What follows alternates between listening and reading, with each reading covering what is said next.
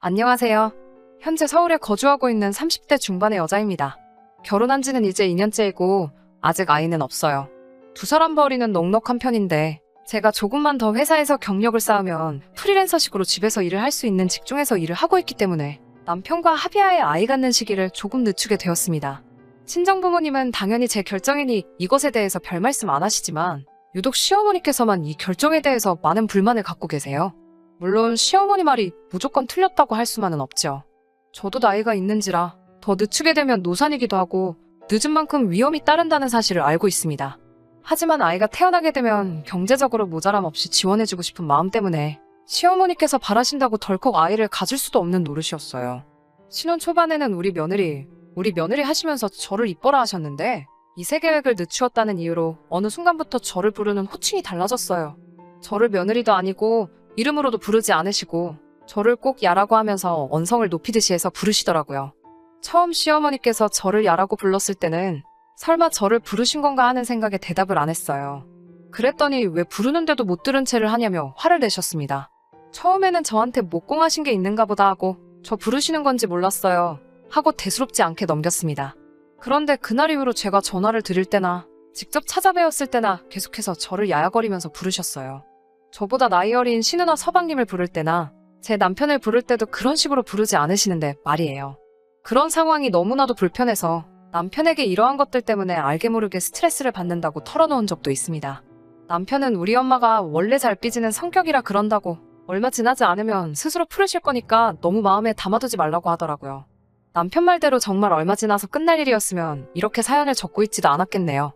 시어머니랑 매일매일 마주하는 것도 아니고 자주 뵈어야 한 달에 두세 번 뵙는 게 전부였기 때문에 남편이 해준 말처럼 언젠가는 그만하시겠지 하고 참고 있었지만 시어머니께서 저를 그렇게 부르는 게 한 달이 되고 두 달이 되고 몇 달 동안 도무지 저를 정상적으로 부르지 않으시니 아무리 생각해도 남편과 저 사이에 아이가 생길 때까지는 이 상황이 끝나지 않을 것 같았습니다.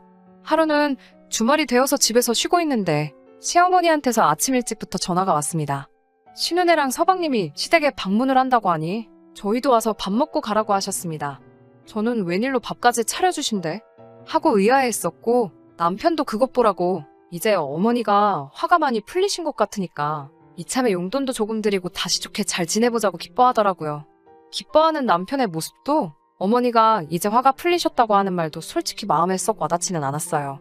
제가 잘못한 게 있다면 사과드리는 건 당연한 일이지만 시어머니가 저를 막대하기 시작하신 것 중에 제 잘못은 하나도 없다고 생각했거든요.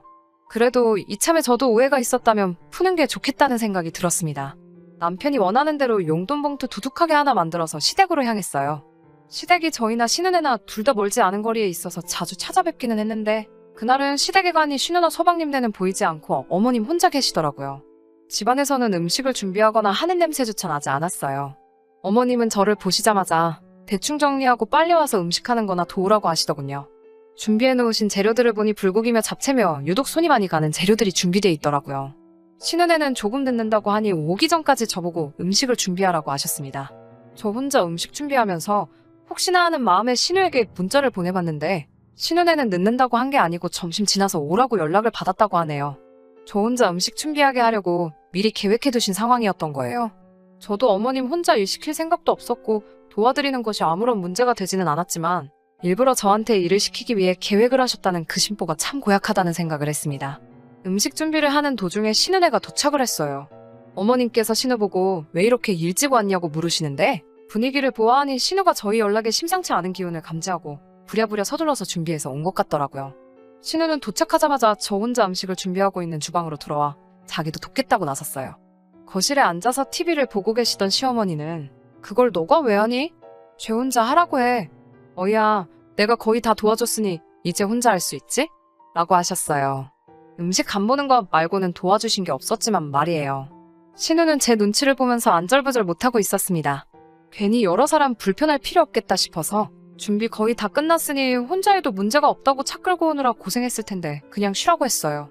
아무튼 식사가 다 끝나고 나서 신우가 언니가 음식 준비를 했으니 뒷정리는 자기가 하겠다며 자리에서 먼저 일어나더라고요. 시어머니는 신우한테 그럴 필요 없다고 친정 왔으면 편하게 쉬라고 하시면서 뒷정리도 재보고 하라고 하시더군요. 여자들이 시집살이 하느라 고생이 많은데 친정에서라도 마음 편히 있으라면서요. 순간 여태껏 참아왔던 게 터져나와서 시어머니께 대들었습니다. 이름도 있고 다른 호칭도 있는데 왜 저한테만 콕 집어서 야야, 제재하면서 부르시냐고요. 시어머니는 제 말에 완전히 기분 나빠하시면서 더욱더 보란듯이 큰 소리를 치셨습니다. 저거 말하는 꼬라지 좀 보라고 말하며 이번에는 또 니네 엄마가 어른한테 일일이 말대꾸 하라고 가르치든 이라고 말하며 이제는 저희 엄마까지도 니네 엄마라고 부르시며 저에게 잔소리를 시작하셨습니다. 방금 전 식사하면서 서방님하고 대화할 때는 사돈 어르신들은 잘 계시냐며 안부를 물으셨으면서 알고 있는데도 의도적으로 제 기분 나쁘라고 콕 집어 니네 엄마라고 말씀하신 게 다 티가 났어요. 집에 돌아오니 남편은 제 편을 들어주거나 제 기분을 살피지는 못할 망정 저보고 너무 성급했다고 하네요. 애초에 시어머니와 풀러간 거 우리가 용돈 봉투도 준비했고 제가 거기서 조금만 참았으면 별일 없이 끝날 일이었다면서요. 오히려 좋은 기회를 제가 망쳐버렸다는 식으로 서운하게 말을 하더군요. 정말 속이 상합니다. 중간 역할을 해줬으면 하는 남편이 무조건 제 편을 들어주지는 못하더라도 어느 정도 제 보호막이 되어주었어야 하는데 그 와중에도 무조건 제 잘못이라고 말하면서 제 탓만 하는 게요. 남편 말처럼 언젠가 시어머니도 기분이 풀어질까요? 정말 우리 사이에 아이가 생길 때까지는 제가 참고 견뎌야 하는 건가요? 어디 가서 말은 못하겠고 그냥 넋두리식으로 사연 한번 보내봤습니다. 안녕하세요. 오랜만이에요. 아마 제 사연 들으시면서 답답하셨을 분들도 많으리라 생각됩니다. 일부러 시어머니 피하는 것도 한계가 있고 저도 더 이상 참지 않기로 결심을 했어요. 기회는 생각보다 빨리 찾아왔어요.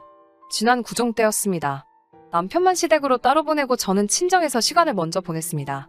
쉬는 애가 명절 일정을 끝내고 시댁에 방문하기로 한 날에 맞추어서 저도 그날 시댁으로 향했어요. 문을 열고 들어오는 저를 보자마자 시어머니가 곧바로 한마디 하시더라고요. 야, 너 아주 안 오는 줄 알았다?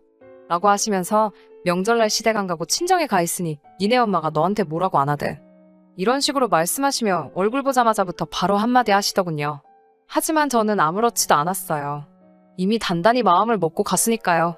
이번에도 역시 저 혼자서 식사 준비를 해야 했고 음식 준비가 끝나는 순간 저는 주방에 서서 크게 소리를 질렀습니다. 야, 밥 차렸으니까 나와서 밥 먹어. 제 목소리에 놀라서 거실에서 TV를 보고 있던 서방님하고 남편이 깜짝 놀란 표정으로 주방으로 오더라고요. 저는 남편을 향해서는 야, 너는 상표 넣고 수저 좀 갖다 놔 라고 말하고 서방님한테도 야, 너는 가만히 있지 말고 반찬이라도 나르고 라고 집안에 있는 사람 다 들으라는 식으로 큰 소리를 내서 말을 했어요. 신우한테도 야, 너는 가서 니네 엄마 아빠 데리고 와서 밥 먹으라고 해 라고 말을 했어요. 시어머니도 제 목소리 듣고 주방으로 나와서는 지금 뭐 하는 짓이냐고 큰 소리를 치시길래 신우를 쳐다보고 또 한마디 했어요. 야, 니네 엄마 화난 거 같은데 왜 화난 거야? 라고 물어봤어요. 시어머니가 저보고 어디서 못 배워 처먹은 짓을 하고 있냐고 하시길래 시어머니께 왜요? 저는 어머님한테 배운 거 그대로 하는 건데요. 저보다 나이 어린 사람들한테 야라고 하는 게 잘못된 건가요? 라고 말을 했습니다. 식사가 시작되고 나서 밥상머리 분위기는 제가 생각했던 것보다 조용했어요. 제가 심상치 않은 걸 느낀 건지 아니면 쉬는 애가 있으니 같이 싸우기엔 눈치가 보이신 건지 시어머니도 속으로 울분만 삭히고 계시는 것처럼 보이고 따로 아무 말도 안 하시더라고요. 밥 먹고 있는 신우한테 조용히 야, 너네 엄마가 너한테는 반찬 같은 거 해주시니? 나는 며느리라서 그런지 하나도 안 주네. 우리 엄마는 우리 새언니 먹을 반찬도 해주시던데 라고 말을 했어요.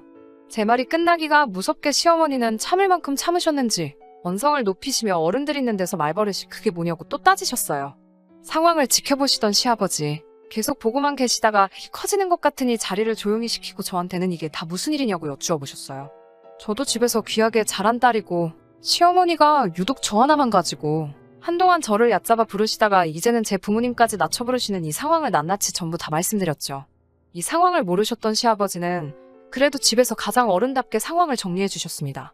시어머니한테 말버릇이 그게 뭐냐고 저를 나무랄 줄 알았는데 시어머니에게 그게 진짜냐고 먼저 물어보면서 아무리 그래도 그렇지 다른 사람도 아니고 며느리를 그렇게 부르면 어떡하냐고 어머님에게 뭐라고 한마디 하셨어요. 저한테도 그래도 경우가 있으니 앞으로 이런 일이 있으면 먼저 대화로 풀어보고 그래도 해결이 되지 않는다면 다음부터는 자기한테 먼저 말을 해달라고 하시더군요. 그 순간만큼은 시아버지가 제 남편보다 훨씬 든든해 보였어요. 시어머니는 제가 그걸로 그렇게 스트레스를 받고 있는지 몰랐다며 미안하다고 저에게 사과를 하셨는데 억지 사과이긴 하지만 저에게 미안하다고 다음부터는 조심하겠다고 하시는 말씀을 들으니 마음 하나만큼은 정말 후련하고 편해지더라고요. 아무튼 저도 시어머니께 죄송하다고 사과를 드렸어요. 저도 아이를 갖는 일에 있어서 더 이상 시간을 끌고 싶은 생각이 없다고, 올해가 가기 전에 꼭 좋은 소식을 전해드리겠다고 말씀드렸어요. 그렇게 그날 사건은 훈훈하게 마무리되었습니다. 아, 그리고 신우와 서방님하고는 잘 풀었습니다. 신우도 서방님도 제가 그동안 당해오던 모습을 봐왔기 때문에 충분히 이해한다고. 처음에는 자기들도 많이 놀랐지만 아무튼 이렇게 좋게 끝났으니 다행이라고 자기들은 걱정 말라고 하더라고요. 남편도 저에게 미안하다고, 대신 다음부터는 행동에 옮기기 전에 자기한테 먼저 말해달라고 하더라고요. 진작에 말했는데 처음부터 나서서 해결해줬으면 얼마나 좋았겠냐고 한바탕 잔소리를 해줬습니다. 꿀먹은 벙어리 마냥 아무 말도 못하고 있는데 덕분에 남편한테 쌓였던 것도 한 번에 풀었어요. 최근에도 신우네와 시어머니와 같이 식사를 했어요. 누가 음식하고 누가 뒷정리하는 거 할 것 없이 밖에 나가서 외식을 하고 왔습니다. 속으로는 저를 어떻게 생각하실지는 모르겠지만 다시 저를 우리 며느리라고 불러주시는 데다가 이젠 시아버지께서도 제 뒤를 든든하게 지켜주고 계시기 때문에 걱정이 없어요. 그리고 저도 더 이상 참지 않는다는 모습을 보여드렸으니 앞으로 비슷한 일로도 마음고생할 일은 없을 것 같아요.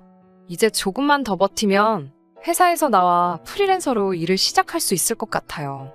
내년에는 아이도 생기고 우리 가족들이 좀 더 화목한 가족이 되는 계기가 되었으면 합니다.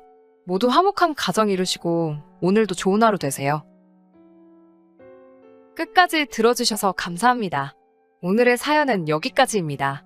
구독과 좋아요, 알람 설정 부탁드리고 더 좋은 사연으로 다시 찾아뵙겠습니다. 감사합니다.